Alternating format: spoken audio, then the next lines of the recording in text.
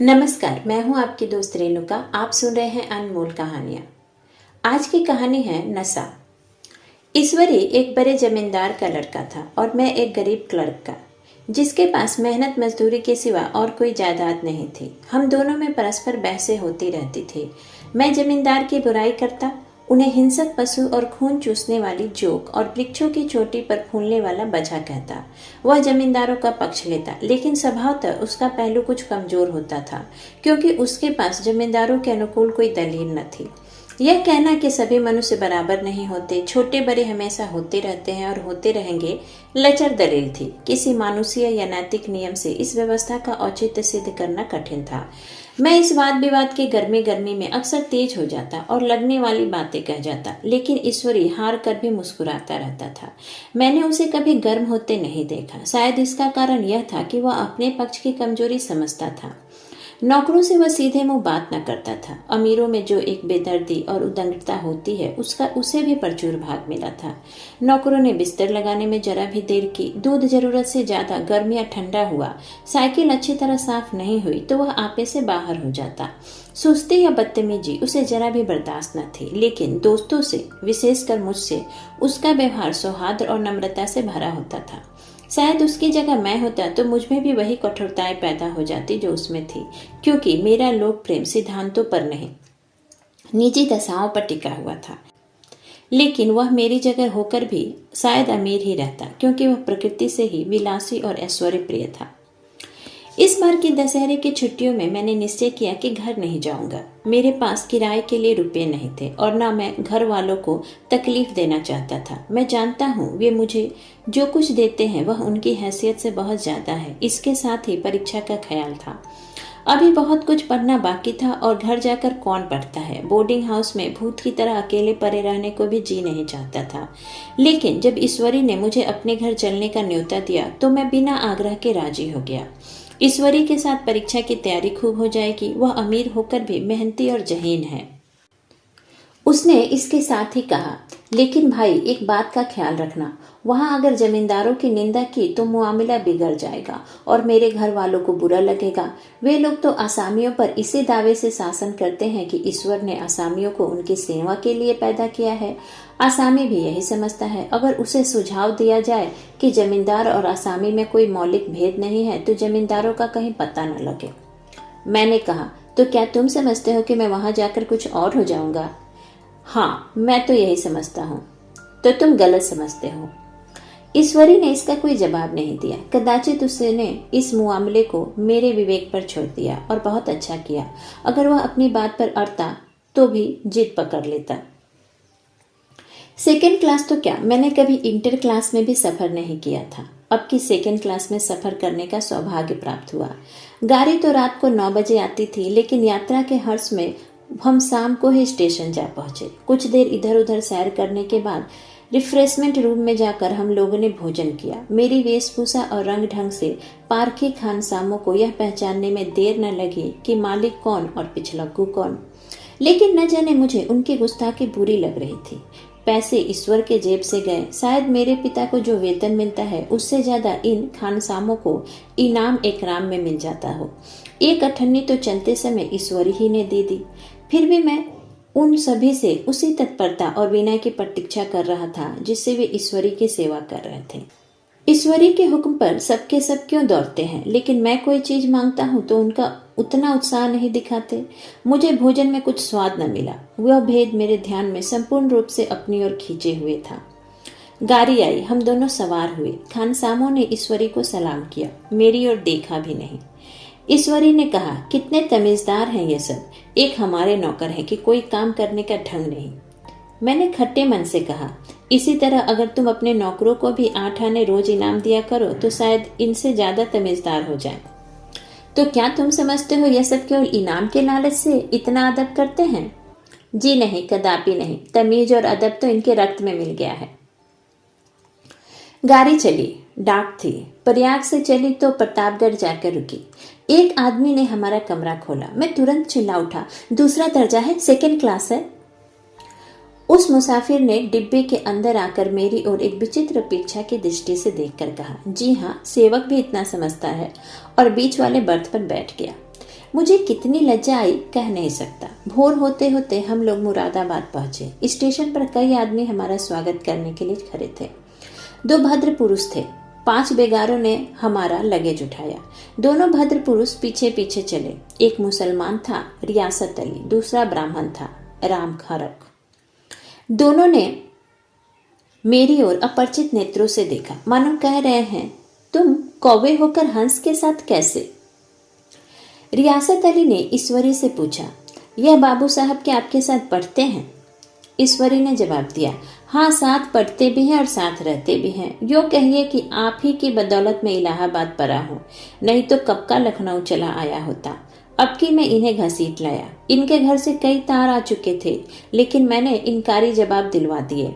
आखिरी तार तो अर्जेंट था, जिसकी फीस 4 आने प्रति शब्द है, लेकिन यहाँ से भी उसका जवाब इनकारी ही गया।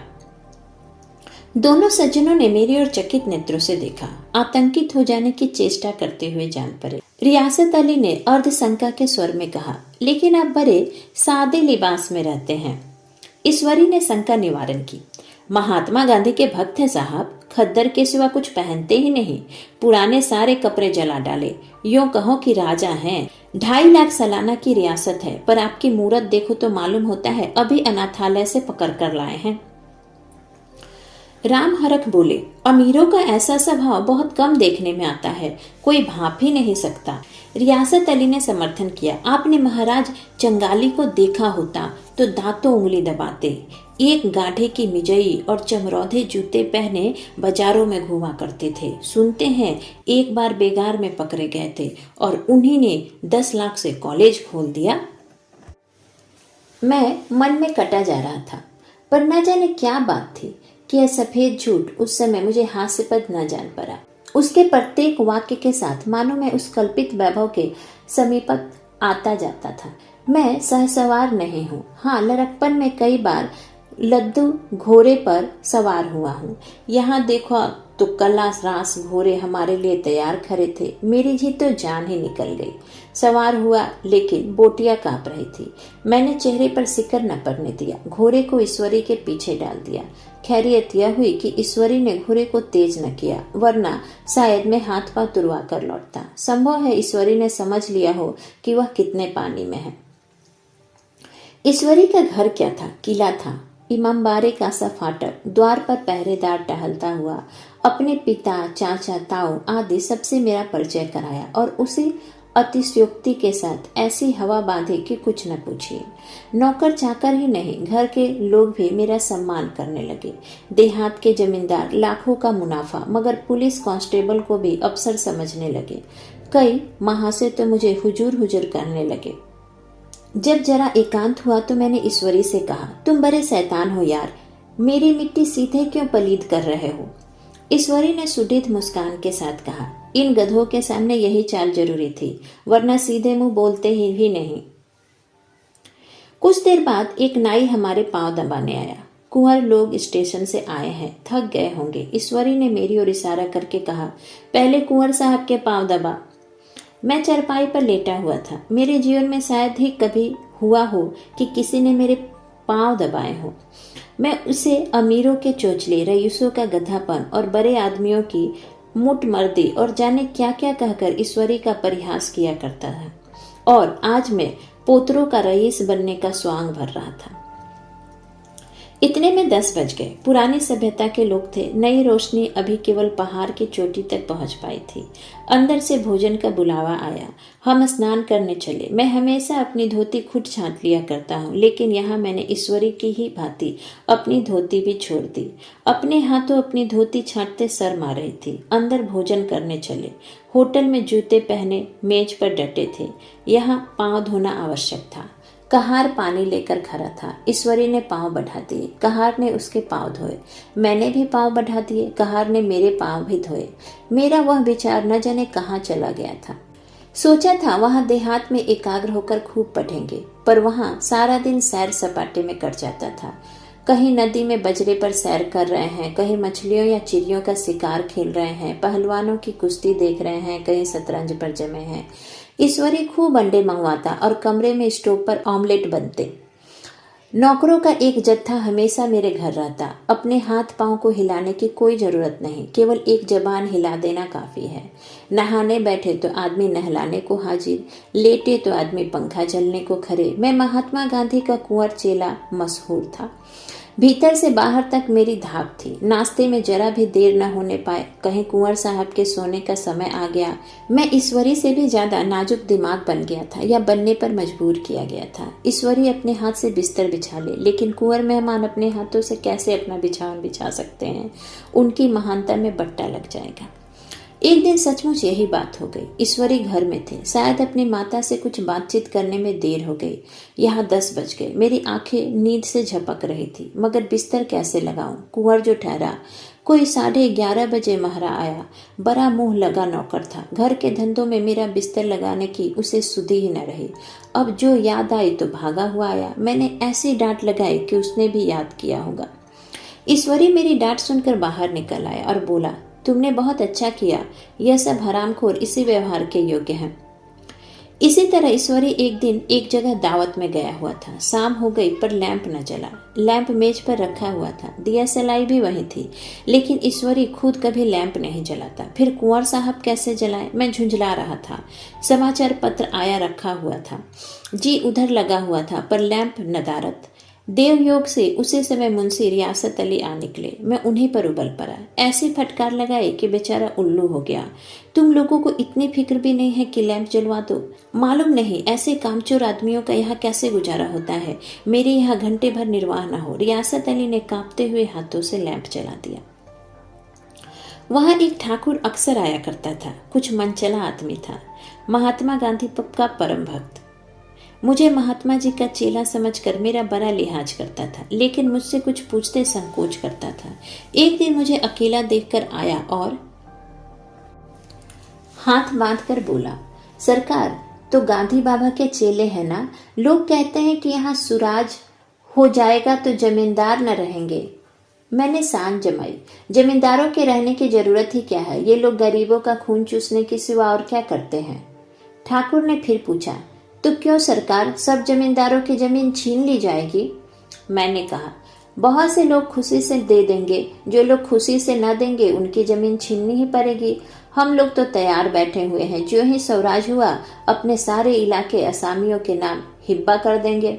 मैं कुर्सी पर पांव लटकाए बैठा था। ठाकुर मेरे पांव दबाने लगा, फिर बोला, आजकल जमींदार लोग बड़ा जुल्म करते हैं सरकार। हमें भी हुजूर अपने इलाके में थोड़ी सी जमीन दे दे तो चलकर वहीं आपकी सेवा में रहे। मैंने कहा, अभी तो मेरा कोई अख्तियार नहीं है भाई, लेकिन जो ही अख्तियार मिला मैं सबसे पहले तुम्हें बुलाऊंगा। तुम्हें मोटर ड्राइवरी सिखाकर अपना ड्राइवर बना लूंगा। सुना, उस दिन ठाकुर ने खूब भंग पी और अपनी पत्नी को पीटा और गांव के महाजन से लड़ने पर तैयार हो गया। छुट्टी इस तरह तमाम हुई और हम फिर प्रयाग चले। गांव के बहुत से लोग हम लोगों को पहुंचाने आए। ठाकुर तो हमारे साथ स्टेशन तक आया। मैंने भी अपना पाठ खूब सफाई से खेला और अपनी कुबेरोचित विनय और देवत्व की मुहर हरेक हृदय पर लगा दी। जी तो चाहता था हरेक को अच्छा इनाम दूं, लेकिन यह सामर्थ्य कहाँ थी। वापसी टिकट था ही, केवल गाड़ी में बैठना था, पर गाड़ी आई ठसाठस भरी हुई। दुर्गा पूजा की छुट्टियां भोग कर सभी लोग लौट रहे थे। सेकेंड क्लास में तिल रखने की जगह नहीं। इंटर क्लास की हालत उससे भी बदतर। यह आखिरी गाड़ी थी, किसी तरह रुक नहीं सकते थे। बड़ी मुश्किल से तीसरे दर्जे में जगह मिली। हमारे ऐश्वर्य ने वहां अपना रंग जमा लिया, मगर मुझे उसमें बैठना बुरा लग रहा था। आए थे आराम से, लेटे लेटे जा रहे थे सिकुड़े हुए। पहलू बदलने की जगह भी नहीं थी। कई आदमी पढ़े लिखे भी थे, आपस में अंग्रेजी राज्य की तारीफ करते जा रहे थे। एक महाशय बोले, ऐसा न्याय तो किसी राज्य में नहीं देखा। छोटे बड़े सब बराबर। राजा भी किसी पर अन्याय करे तो अदालत उसकी भी गर्दन दबा देती है। दूसरे सज्जन ने समर्थन किया, अरे साहब, आप खुद बादशाह पर दावा कर सकते हैं, अदालत में बादशाह पर डिग्री हो जाती है। एक आदमी जिसकी पीठ पर बड़ा सा गट्ठर बंधा था, कलकत्ते जा रहा था। कहीं गट्ठर रखने की जगह न मिली तो पीठ पर बांधे हुए था। इससे बेचैन होकर बार बार द्वार पर खड़ा हो जाता। मैं द्वार के पास ही बैठा हुआ था। उसका बार बार आकर मेरे मुंह को अपनी गठरी से रगड़ना मुझे बहुत बुरा लग रहा था। एक तो हवा यूं ही कम थी, दूसरी उस गंवार का आकर मेरे मुंह पर खड़ा हो जाना मानो मेरा गला दबाना था। मैं कुछ देर तक जब्त किए बैठा रहा। एकाएक मुझे क्रोध आ गया। मैंने उसे पकड़कर धकेल दिया और 2 तमाचे जोर जोर से लगाए। उसने आंखें निकालकर कहा, क्यों मारते हो बाबूजी, हमने भी किराया दिया है। मैंने उठकर 2-3 तमाचे और जड़ दिए। गाड़ी में तूफान आ गया। चारों ओर से मुझ पर बौछार पड़ने लगी। अगर इतने नाजुक मिजाज हो तो अव्वल दर्जे में क्यों नहीं बैठे? कोई बड़ा आदमी होगा तो अपने घर का होगा, मुझे इस तरह मारते तो दिखा देता। क्या कसूर किया था बेचारे ने? गाड़ी में सांस लेने की जगह नहीं, खिड़की पर जरा सांस लेने खड़ा हो गया तो इस पर इतना क्रोध? अमीर होकर क्या आदमी अपनी इंसानियत बिल्कुल खो जाता है? यह भी अंग्रेजी राज है जिसका आप बखान कर रहे थे, एक ग्रामीण बोला। दफ्तरन माँ घुसन तो पावत नहीं, उस पर इतना मिजाज। ईश्वरी ने अंग्रेजी में कहा, what an idiot you are Veer. Veer, तुम कितने मूर्ख हो। और मेरा नशा कुछ उतरता मालूम होता था। इसी के साथ मैं आपसे विदा लेती हूँ। फिर मिलूंगी एक नई कहानी के साथ। तब तक आशा करती हूँ कि आप कहानियाँ सुनते रहेंगे और करना नहीं भूलेंगे लाइक, शेयर एंड सब्सक्राइब।